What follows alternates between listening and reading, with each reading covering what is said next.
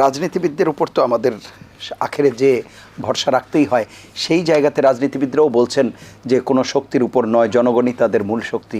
কিন্তু তারপরেও দেখা যাচ্ছে যে তাদের বিভিন্ন কার্যক্রম কিংবা বিভিন্ন কথাবার্তা, বিভিন্ন উদ্যোগ, সেগুলো বিদেশিদের দিকেই তাকিয়ে থাকার মতো। সেই জায়গা কেন হয়? তাকিয়ে আমি আমি হ্যাঁ, সেটা আমি জানি আপনি যেটা বলছেন তাকিয়ে আছে এক্সটার্নাল। আমরা তো উই আর পার্ট অফ মানে গ্লোবাল ভিলেজ। সো সেখানে আপনি ইগনোর করতে পারবেন না যে আমার পাশের নেবাররা কি করছে বা মেজর পাওয়াররা কি চাচ্ছে, কি হচ্ছে। কিন্তু আমি শুরুতেই বলেছি যে আমাদের prime minister has played her cards very well so far, but এই কার্ড কতক্ষণ উনি ধরে রাখতে পারবেন সেটাই দেখার বিষয় as far as the major powers are concern. জি, জনাব গোলাম মোল্লা রানী, নির্বাচন প্রসঙ্গে বলছিলাম। না, এখানে নাদিম ভাই যেটা বললেন আমি তার সঙ্গে এটা যুক্ত করি যে বাংলাদেশে জননেত্রী শেখ হাসিনা, তার যে ঐতিহ্য রয়েছে, লিগেসি রয়েছে, তিনি আওয়ামী লীগের সভানেত্রী এবং বঙ্গবন্ধুর কন্যা।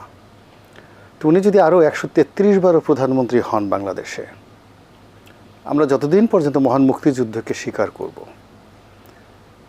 71কে স্বীকার করব, এবং 71 স্বীকার করলে বঙ্গবন্ধু চলে আসবে।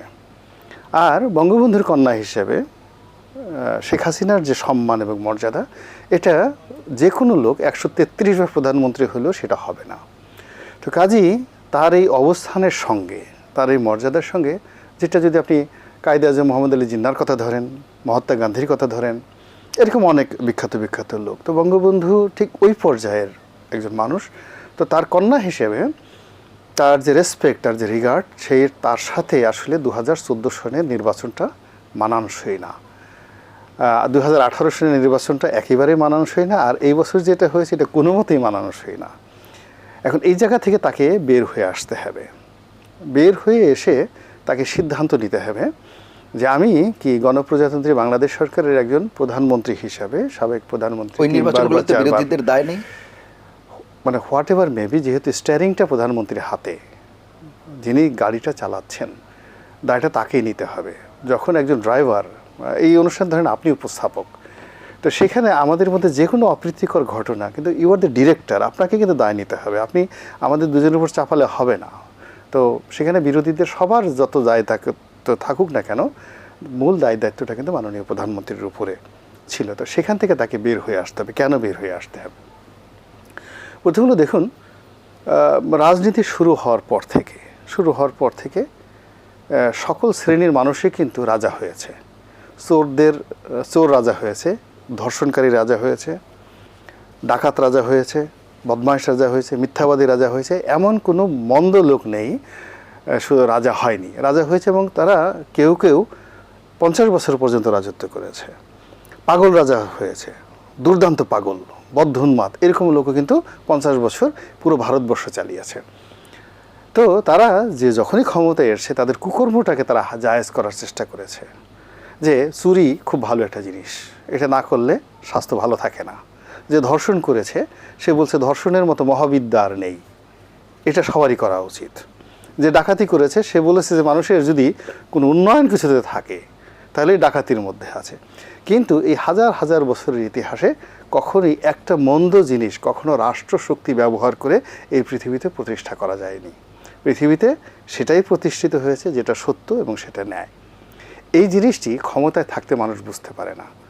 কাজেই মানুষকে ঠকানো, লোক ঠকানো, প্রতিপক্ষকে ঠকানো, ক্ষণিকের আনন্দ নেওয়া, যে তিনটি নির্বাচন এই জাতির উপর কলঙ্ক হিসেবে আছে, এই কলঙ্ক থেকে যদি জীবন সায়ানে হয়ে এসে, প্রধানমন্ত্রীর বয়স এখন 80 বছর, তার একটা সিদ্ধান্ত দেখা গেল যে পুরো তার যে অতীতের যত বদনাম আছে, দুর্নাম আছে, সবগুলো মুছে যাবে।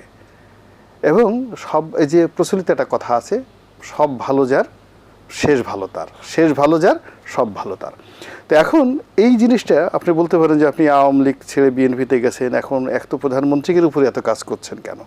মূল ব্যাপারটা হলো যে প্রধানমন্ত্রী তার দলের ক্ষমতা, রাষ্ট্রের ক্ষমতা, তার কূটনৈতিক দক্ষতা, ওই যে তার যে ট্রাম্প কার্ড, তার কার্ড করার ক্ষমতা প্রয়োগ করতে করতে করতে করতে পুরো প্রতিদ্বন্দ্বীহীন বানিয়ে ফেলেছে পুরো সমাজটাতে। এখন চারিদিকে আওয়ামী লীগ ছাড়া কোনো দল নেই, ছাত্রলীগ ছাড়া কোনো সংগঠন নেই, যুবলীগ ছাড়া কোনো শক্তি নেই।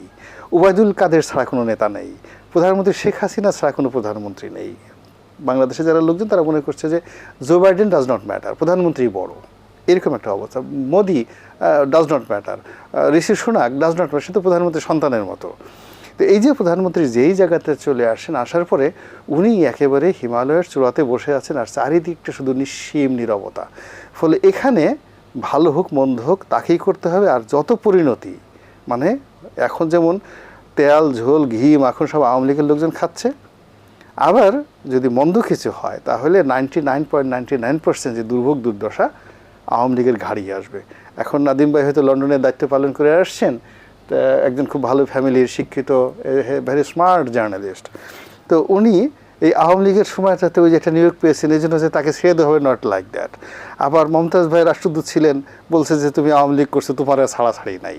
গোলাম মোল্লা রনি, ঠিক আছে তুমি বিএনপিতে গেছো বেটা, তুমি গেছো তো গেছো, কিন্তু আওয়ামী লীগ করছো তো আগে তো করছো, তোমাকে ছাড়াছাড়ি নাই। ফলে এই যে সামনের যে সময়টা আসছে, যে প্রতিহিংসার যে সময়টা আসছে, এখান থেকে বের হয়ে আসার জন্য আসলে গণতন্ত্রের বিকল্প নাই।